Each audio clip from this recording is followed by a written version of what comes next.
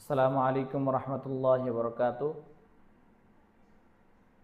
এক বোন একটি প্রশ্ন করেছেন, স্বামী মারা গেলে নাকফুল, কানের দুল, গলার হার পরবে কিনা।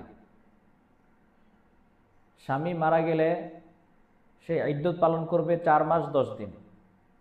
এই 4 মাস 10 দিনের মধ্যে সে যে ঘরে থাকবে, স্বামী যে ঘর তাকে দিয়েছে, যে ঘরে ইদ্যত পালন করবে সেই ঘরের মধ্যেই থাকবে।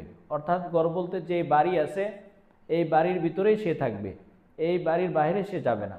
এবং সে সাজগোজ করবে না, যেরকম নাকের ফুল, কানের দুল এবং গলার হার, এই ধরনের সাজগোজ সে করবে না। এবং সাজগোজের মধ্যে নতুন এবং স্পেশাল আরও ভিআইপি শাড়ি এবং পোশাক, জুতা, সাজগোজ বলতে যা বোঝায় যা কিছু আছে এই ধরনের সাজগোজ সে করবে না। অর্থাৎ তার চলাফেরা একদম সাধারণ চলাফেরার মতোই হবে।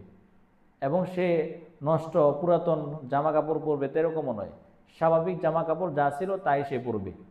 এরকম তার যখন 4 মাস 10 দিন ইদ্যত পালন হয়ে যাবে, তারপর থেকে আবার সে নতুনভাবে চলাফেরা করতে পারবে, সাজগোজ করতে পারবে। ওর পরে সে নাকের দুল, কানের ফুল, নাকের ফুল, কানের দুল এগুলো পরতে পারবে।